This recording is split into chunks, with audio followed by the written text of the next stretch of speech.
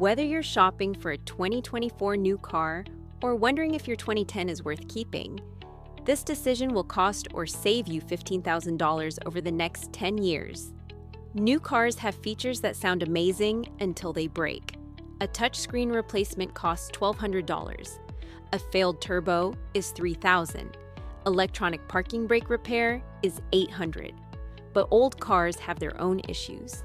No backup cameras, no stability control, worse fuel economy. The trick is knowing which modern features actually save you money and which ones are just expensive problems waiting to happen. This is True Cost Auto. Today, I am breaking down every major feature difference between new and old cars with real repair costs, so you can make the right choice for your wallet. I'm not here to tell you new cars are bad or old cars are better. That's not how this works. Some modern features genuinely save you money: better fuel economy, collision avoidance that prevents accidents, reliability improvements that reduce maintenance. But other features are expensive complexity that breaks often and costs a fortune to repair. And manufacturers push these features as selling points without mentioning the long-term costs. For each feature, I'll show you 3 things: what it costs to repair when it breaks, what the old car alternative was, whether the new feature is worth the extra cost or not. Then you decide what makes sense for your situation. Let's start with the most expensive one. Feature 1. Touchscreen infotainment systems. New cars. Everything runs through one giant touchscreen. Climate control, radio, navigation, settings. Old cars. Physical buttons and knobs for everything. What it costs when it breaks. Touchscreen replacement, $1,000 to $2,000 depending on the car. This isn't just a screen, it's an integrated computer module. Out of warranty, this is dealer-only repair in most cases. Independent shops often can't get the parts or don't have the programming tools. How often it breaks. Touch screens fail, pixels die, touch sensitivity stops working. Software glitches freeze the system. And there's no workaround because your climate controls are locked in that screen. On a 2015 car, you're already seeing these failures. On a 2024 car, you're betting it lasts 10 years. It probably won't. Old car alternative, buttons break too. But a climate control button costs $20 to $50 to replace. A radio knob costs $10. You can replace individual components instead of the entire system. Plus, buttons work with gloves. They work without looking. They have tactile feedback. You can adjust things while driving without taking your eyes off the road. The verdict: touchscreens are expensive complexity with no real benefit over buttons. This feature costs you money and makes the car less safe to operate. Avoid if possible, or budget for eventual replacement. Cost impact: minus $1,500 for new cars. Feature 2.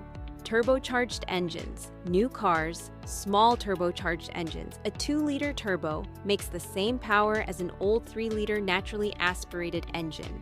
Old cars, larger naturally aspirated engines, simple, proven, reliable. The promise: better fuel economy with the same power. Smaller engine, less weight, better efficiency. The reality: turbos add complexity. They spin at over 100,000 RPM. They run extremely hot. They have oil seals that fail, and when they fail, repair is expensive. What it costs when it breaks: turbocharger replacement, $2,000 to $4,000 depending on the car. Plus, turbos fail gradually. You lose power over time. By the time you notice, your engine might have damage from running lean or oil starvation. How often it breaks. Turbos typically last 100 to 150,000 miles if maintained perfectly. That means oil changes exactly on schedule with the right oil. Miss one oil change, you just shorten turbo life significantly. Old car alternative. A naturally aspirated engine is simpler. No turbo, no intercooler, no wastegate, no boost control. Just an engine that breathes air naturally. These engines last 200,000 miles easily with basic maintenance. When something breaks, it's cheaper to fix. A naturally aspirated engine rebuild costs less than replacing one turbo. The fuel economy trade. Yes, turbos get better EPA ratings, but real-world fuel economy advantage is minimal. Maybe 2 to 3 mpg difference. Over 100,000 miles, you save $600 in gas, but spend $3,000 on turbo replacement. The verdict? If you keep cars under 100,000 miles and trade them in, turbos are fine. If you keep cars long-term, naturally aspirated engines save you money. Cost impact. Minus $2,500 for new cars if keeping long-term. Feature 3. CVT transmissions. New cars, continuously variable transmissions, no gears, smooth power delivery, better fuel economy. Old cars, traditional automatic or manual transmissions with fixed gears. What it costs when it breaks. CVT replacement, $4,000 to $6,000. CVT rebuild, $3,000 to $5,000. And CVTs fail more often than traditional automatics, especially in cars from Nissan, Subaru, and some Honda models. How often it breaks. CVTs are lasting longer now than early versions, but they still fail around 100 to 150,000 miles on average. Traditional automatics, 200,000 miles or more is common. Why they fail? CVTs use a belt or chain running between two pulleys. That belt wears. The fluid degrades faster. The system is less tolerant of abuse or poor maintenance. Towing with a CVT, you just cut its lifespan in half. Aggressive driving, same thing. Old car alternative. A traditional automatic transmission with gears is proven technology. Parts are cheaper. More shops can rebuild them. They handle abuse better. Manual transmissions are even cheaper. A clutch replacement costs $600 to $1,000. That's the only major maintenance item, and it lasts 100,000 miles. The fuel economy trade, CVTs, gets slightly better fuel economy. Maybe 1 to 2 miles per gallon over a traditional automatic. Over 100,000 miles, you save $300 in gas, but risk $5,000 in transmission replacement. The verdict? CVTs are a gamble. If you lease or trade in before 100,000 miles, fine. If you keep cars long-term, traditional transmissions save you money. Cost impact. Minus $4,000 for new cars kept past 100,000 miles. Feature 4. Electronic parking brakes, new cars, press a button. Motors engage the rear brakes electronically. Old cars, pull a lever. A cable mechanically engages the rear brakes. What it costs when it breaks, electronic parking brake module replacement, $600 to $1,000. Actuator motor replacement per wheel, $300 to $500 each. This is dealer or specialty shop work. You can't DIY this repair in most cases. How often it breaks. Electronic parking brakes fail, motors seize, modules glitch, and when they fail, sometimes your parking brake stays engaged and you can't drive. Or it won't engage and your car rolls away. Old car alternative. A cable-operated parking brake. Pull the lever. It pulls a cable. The cable pulls the brake shoes or pads. When it fails, it's a $50 to $100 cable replacement. You can do yourself in 30 minutes. Why manufacturers switched? Electronic parking brakes save interior space. No big lever between the seats. And they enable auto hold features where the brake holds automatically at stoplights, but you're paying for that convenience with expensive future repairs. The verdict: electronic parking brakes are unnecessary complexity. Cable brakes work perfectly and cost almost nothing to maintain. This is a feature you don't want. Cost impact, minus $700 for new cars. Feature 5. Keyless entry and push-button start new cars. Key fob stays in your pocket. Push button to start. Doors unlock when you touch the handle. Old cars. Physical key. Turn it to unlock doors. Turn it to start the car. What it costs when it breaks. Key fob replacement, $200 to $500 at the dealer. Ignition button module, $300 to $600. Keyless entry sensor failure, $200 to $400. And if you lose your key fob, replacement and programming is expensive. Much more than cutting a new metal key. How often it breaks. Key fobs die, batteries fail, and need replacing every 2 years. But the electronics inside also fail. Water damage, drop damage, circuit board failure. The push-button ignition system can glitch. The car won't recognize your fob even when you're sitting in it holding it. Old car alternative. A metal key costs $10 to duplicate. If your ignition cylinder wears out, replacement is $100 to $200. You can't lock your keys in the car with keyless entry, but you also can't easily jumpstart a keyless car with a dead battery. The systems are finicky. The convenience factor. Keyless entry is genuinely convenient. Not fumbling for keys is nice. Auto lock when you walk away is nice. But is it worth hundreds in potential repair costs? That depends on how much you value convenience over reliability. The verdict: keyless entry is a luxury feature with luxury repair costs. If it matters to you, fine. But it's not necessary, and it will cost you money eventually. Cost impact: minus $300 for new cars over 10 years. Feature 6. Advanced driver assistance systems. New cars, lane keeping assist, automatic emergency braking, adaptive cruise control, blind spot monitoring. Old cars, you pay attention and drive the car yourself. What it costs when it breaks: radar sensor replacement, $800 to $1,500. Camera module replacement, $500 to $1,000. Calibration after windshield replacement, $200 to $500. These systems require precise calibration. Hit a pothole hard enough to knock a sensor out of alignment, you're paying for recalibration. How often it breaks: the sensors themselves are fairly reliable, but they're exposed. A front radar sensor sits behind your bumper. Minor accident? You're replacing that sensor. The cameras are in your windshield or mirrors. Windshield crack?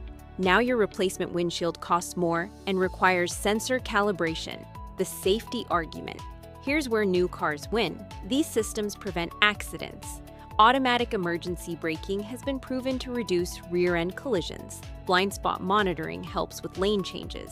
If these systems prevent one accident, they paid for themselves.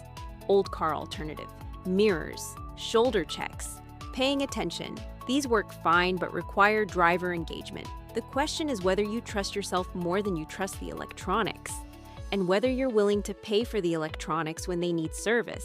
The verdict: this is the one modern feature I'd actually pay for. The safety benefit is real. The repair costs are high, but avoiding one accident makes it worth it. Cost impact: break even or slight positive for new cars due to accident prevention. Feature 7. Backup cameras and 360-degree cameras. New cars, cameras show you what's behind or around your car on a screen. Old cars, mirrors and shoulder checks. What it costs when it breaks: backup camera replacement, $200 to $500. 360-degree camera system, $1,000 to $2,000 for the complete system. Plus, these cameras get dirty. They need cleaning. In winter climates, snow and salt cover them constantly. How often it breaks? Backup cameras are required by law on new cars since 2018. They're fairly reliable, but they do fail. Water intrusion, connector corrosion, impact damage. The 360-degree systems are more complex. 4 cameras, more wiring, more potential failure points. The safety benefit: backup cameras prevent backing over kids, pets, and objects you can't see in mirrors. This is a genuine safety improvement. The 360-degree view helps with parking in tight spaces, but it's not essential. Old car alternative? Turning around and looking, using your mirrors, being aware of your surroundings before you start backing up. This works, but it requires more attention, and there are legitimate blind spots, especially in larger vehicles. The verdict: backup cameras are worth it.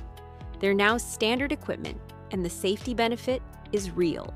The 360-degree camera systems, however, are luxury features that aren't necessary. Cost impact: backup camera is worth it. 360 cameras add unnecessary cost. Feature 8. Fully integrated infotainment with Apple CarPlay. New cars. Your phone integrates with the car. Navigation through the car screen. Music. Messages. Old cars. Auxiliary input or Bluetooth. Your phone is separate from the car. What it costs when it breaks: if the infotainment system fails, you lose phone integration. Replacement costs the same as the touchscreen we discussed, $1,000 to $2,000 plus. You're dependent on the manufacturer updating the software. When they stop supporting your car, your system becomes obsolete. How often it breaks. The integration itself is fairly reliable. But software glitches are common. Connection drops, freezing screens, compatibility issues when phones update. And when the infotainment hardware fails, you lose everything. Not just phone integration, but climate controls too, in many cars. Old car alternative, a simple Bluetooth connection, or an auxiliary cable. Your phone sits in a mount. You control everything from your phone. If your phone dies, you replace your phone for $300. If your car's infotainment dies, you pay $2,000. The convenience factor. Integrated systems are cleaner. No phone mount, no cables, big screen instead of small phone screen. But you're trading convenience for another expensive failure point. The verdict? Phone integration is nice, but not necessary. A simple Bluetooth connection gives you 90% of the functionality with zero integrated system risk. Cost impact? Minimal if you avoid full integration dependency.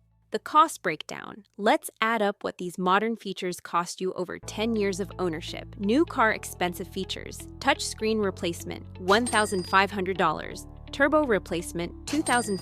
CVT transmission issues, $4,000. Electronic parking brake, $700. Keyless entry repairs, $300. Sensor calibration and replacement, $1,000. Total additional cost for modern complexity, $10,000. But new cars also save you money. Better fuel economy, save $2,000 over 10 years, fewer oil changes, longer intervals. Save $500. Advanced safety preventing one accident, save $3,000. Net cost difference, $4,500 more for new car over 10 years. This doesn't include the purchase price difference. A 2015 used car costs $15,000. A 2024 new car costs $35,000. That's a $20,000 price difference upfront. When new cars make sense, you should consider a new car if you keep cars under 100,000 miles and trade in before major repairs hit. You value the latest safety technology, and it gives you peace of mind. You can afford the higher purchase price and potential repair costs without stress. You want warranty coverage and don't want to deal with any repairs for the first few years. You drive a lot, and the fuel economy improvement actually saves you meaningful money. The break-even scenario, if you drive 25,000 miles per year, better fuel economy saves you $600 annually. Over 5 years, that's $3,000 saved.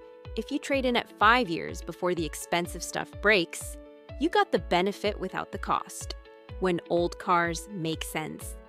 You should keep or buy an older car if you keep cars long-term and want lower total cost of ownership. You can do basic repairs yourself or have a trusted independent mechanic. You value simplicity and mechanical reliability over technology. The purchase price savings matters more to you than having the latest features. You don't want to deal with dealer-only repairs and proprietary systems. The sweet spot. A 2010 to 2015 car gives you some modern features like Bluetooth and stability control without the expensive complexity of fully integrated systems. You get the safety basics without the costly tech that fails. The bottom line, new cars aren't bad. Old cars aren't better. They're different cost propositions. New cars cost more to buy and more to repair, but offer better safety and efficiency. Old cars cost less to buy and less to repair, but lack modern convenience and safety tech.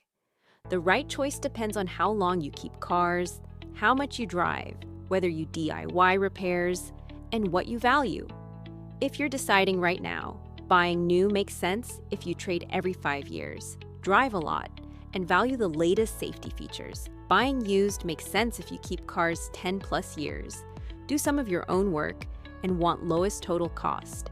Keeping your current 2010 car makes sense if it's reliable, paid off, and the repair costs are still lower than new car payments. In the description below, I've linked a free downloadable comparison calculator. Input your driving habits, how long you keep cars, and whether you DIY repairs. It tells you whether new or used saves you more money over 10 years. If this helped you make a better car buying decision, subscribe. This is True Cost Auto, where we show you the real costs behind the marketing. New videos every Tuesday, Thursday, and Saturday. Your next car doesn't have to be your biggest financial mistake. See you in the next one.